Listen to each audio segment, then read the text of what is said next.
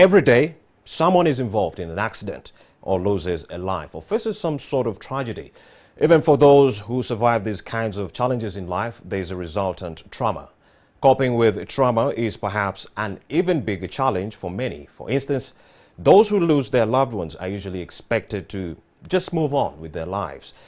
Those who survive accidents or some kind of misfortune are usually expected to be well enough to cope with life. Yet, in reality, they struggle with life without realizing the extent of the trauma. Now, to help us appreciate the challenge, we have Dr. Richard Balikowa, a psychologist from Makerere University, as well as Mr. James Nsereko, a clinical psychologist from Botabika Hospital, who will help us dissect some of these issues right here on the show. Mr. Balikowa, many thanks for joining us, and Mr. Nsereko, thank you for coming. Welcome. Now, my first question will go out to Mr. Balikowa. Richard, talk to us about trauma. Can you describe what it is in simpler terms? Thank you. Trauma is, I would call it an injury, a psychological, mental injury that is caused by unpleasant experience to an individual. Trauma, you would, if it was physical, you would call it a wound.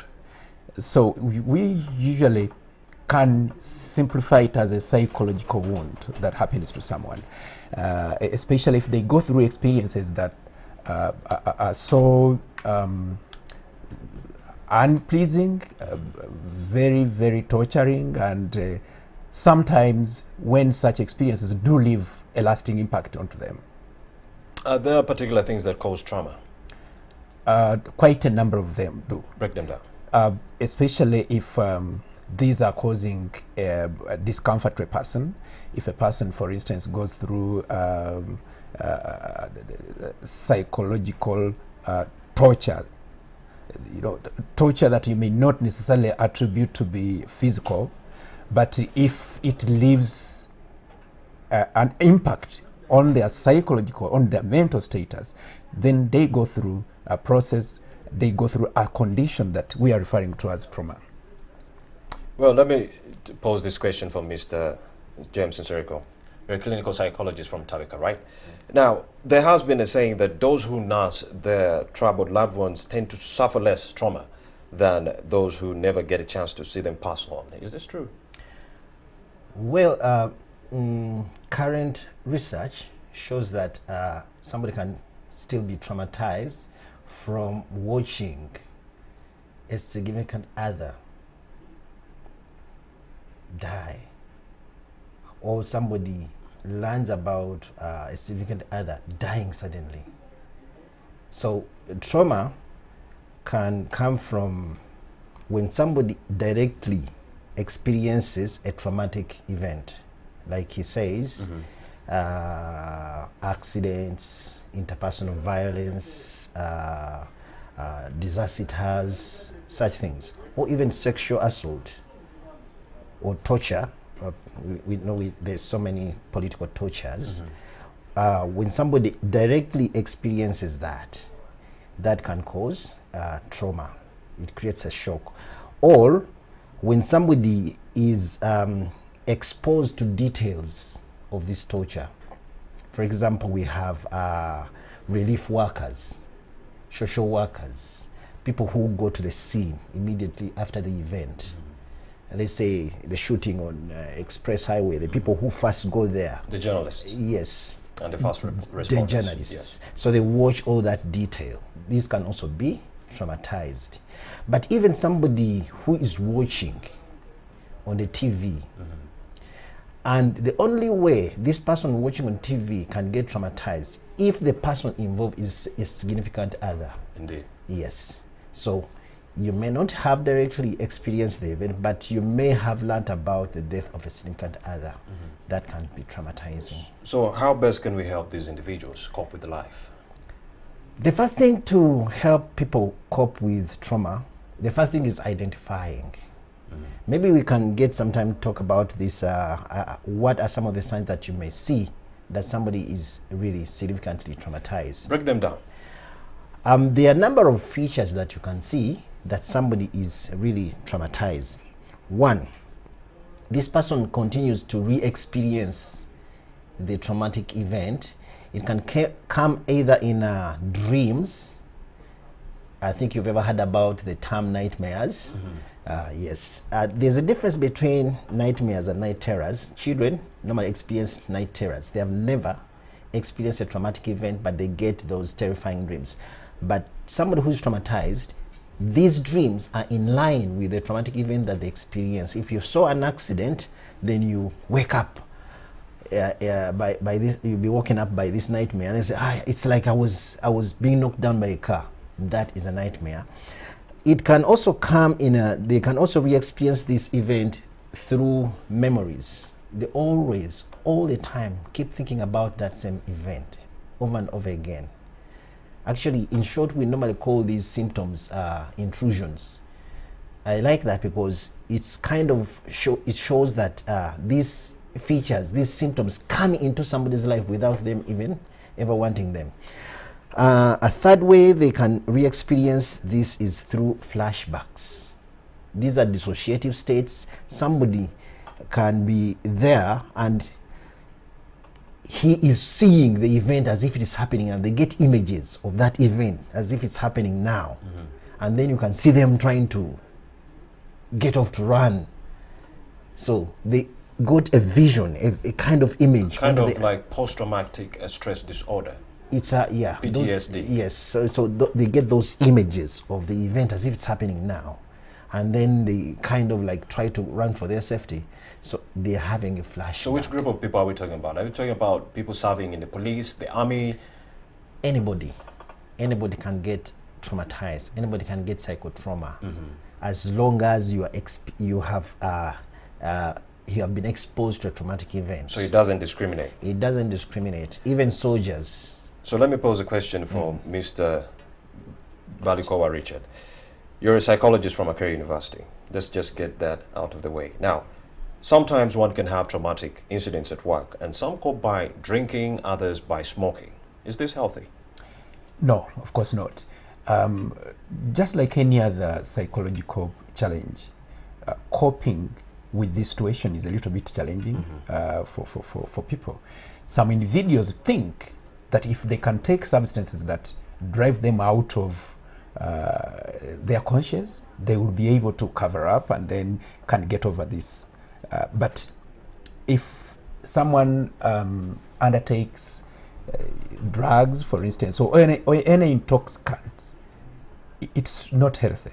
It's not healthy. It's not the best way to sort. So what are some of the implications that might come with drug usage during trauma? This again will add on so many other psychological disabilities. Like someone may become so violent sometimes, and if the condition continues, we are likely to experience a number of other disorders, like depression, too much anxiety, and these are people that we have always seen so violent because they have not been able to cope with this very unfortunate condition. Yes. So someone thinking that I will take to the bottle because I am traumatized or I have faced such an event, you know, usually we have that psychological fill up that if I take, for instance, alcohol, I will forget.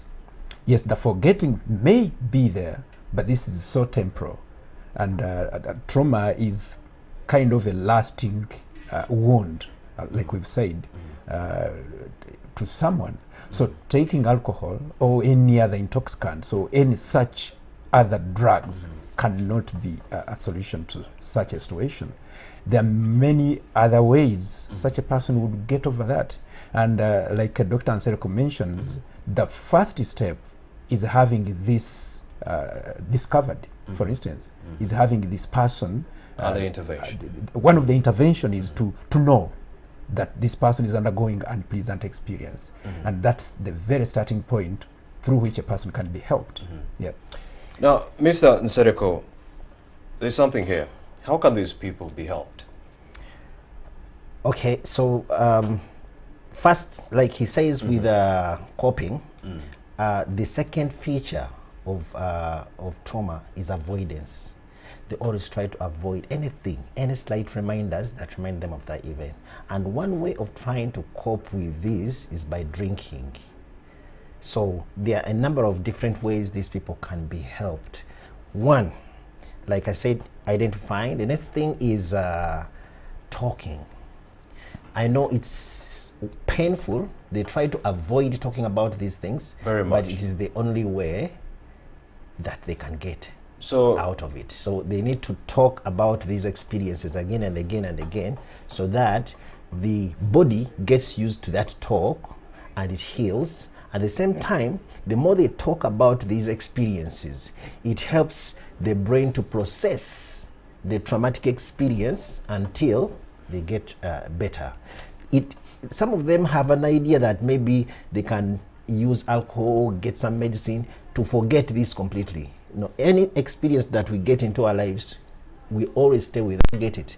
All they need to do is to get used to it through talking, talking again and again, exposing themselves to those the scene where it happened, to the people in a safe way, also helps them to get used to it. now, as a clinical psychologist from Butabika Hospital, I understand you've handled many of these cases right there. Now, tell us, and you've attributed some of the increasing rises in mental health disorders to drug abuse. What is the number one drug attributed to the increasing mental health problems in Uganda? Alcohol. Alcohol. Alcohol. Alcohol is too big.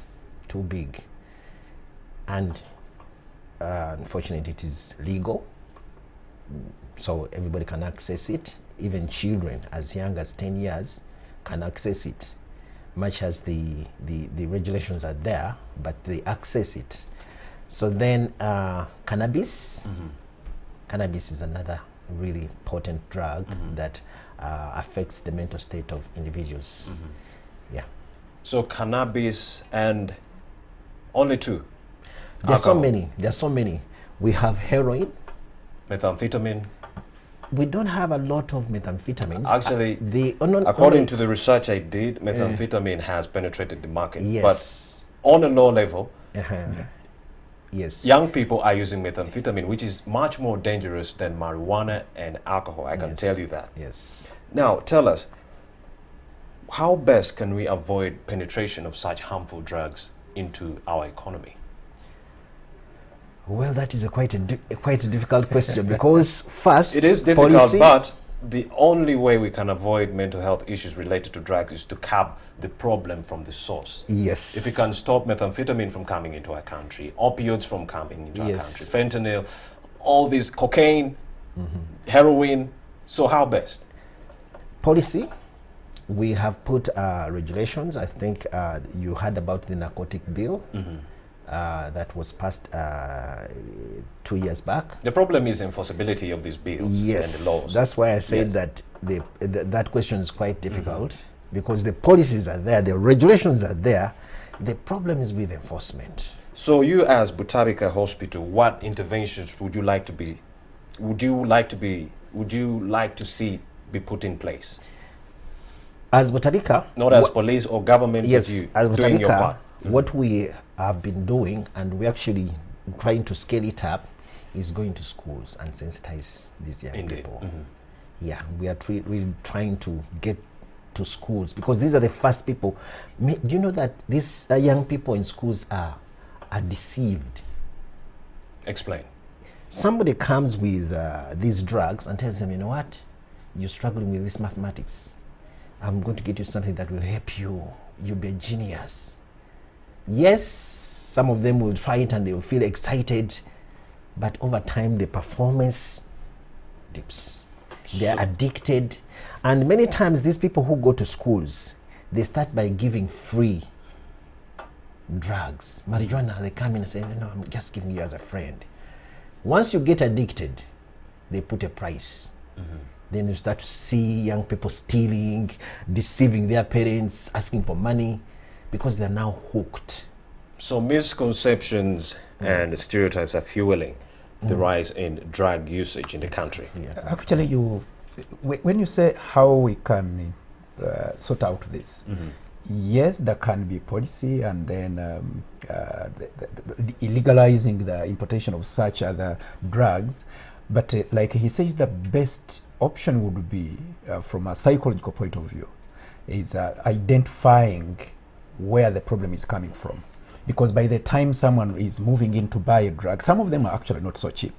And actually the access is not as easy. But if someone can look for it, it means there is a source. There is a reason they are doing that. Such communities are supposed to be studied. We have to look and establish, identify these communities that are prone, and then somehow perpetrating this, and then we are able to make the policy work without going to the grassroots and establishing such, even if policy does exist. Some of these are not so big items that they cannot be imported. We have borders all through. It's so much that we have, and the control of importation is not as easy. So the best thing is to identify. So let's stick to the psychological point of view right there. You're a psychologist, you're a psychologist from Makerere University. Now, can love relationships also result in trauma? Sure. Even when the couples are not violent? Oh yes, trauma may not necessarily mean due to physical violence and such. Dr. Nsereko tells you, even mere exposure, mere watching television with a program that is discomforting someone can cause trauma to them. And the relationships they have been the, among, from adolescents to the youths, has been one of the most common feature in causing such psychological issues to people. And relationships have been handled in ways that are somehow that cause a lot of anxiety to these people, to the couple, and each couple expects the other, each partner expects the other to fulfill something, and if that is not fulfilled, definitely it will leave a wound, it will leave a scar. It will leave a scar. Now, Mr. Balikowa, thank you very much. Now, Mr. Nsereko, as we wrap up, finally, how do we determine people who are living with trauma and in need of help? Are they the forgetful ones, the ones who never focus on work, or the ones who easily get irritated? In just a minute. Yes, actually, people with trauma get irritable. They're irritable. You'll see if their parents, they'll be beating their children so much, they become so irritable. And they are forgetful. One of the features is that they become so forgetful, but they'll have multiple somatic complaints. They'll have multiple somatic complaints like headaches, body aches that are unexplainable. Even when they go to the doctor doesn't find anything significant. You know that maybe there's trauma behind. Okay, as we wrap up, what's your last call to the youth out there who are using these drugs and should quit? One, we didn't talk about the family. It's very significant. The family contributes almost 70% of the psychological distress that we see in young people. So the families should really become more functional. He says the reason why young people go out to look for drugs, sometimes they're traumatized at the family level. There's what we call childhood traumas. Yes. Mr. Balikowa, your last final words. Like I said, we need to identify, to establish the ground, and like he says, family, and then we have bigger families like schools, right from the early institutions, like early childhood levels to primary, secondary, and institutions. All these people need help before we can see a generation that is not suffering too much of this serious psychological problem. Mr. Balikowa, Richard, and James Nsereko, many thanks for having answered our call to come and dissect some of these issues. It has been really, really, really helpful. Mental health issues are really on the rise in the country. And at this point, I really thank you for having come to talk about this. Thank you.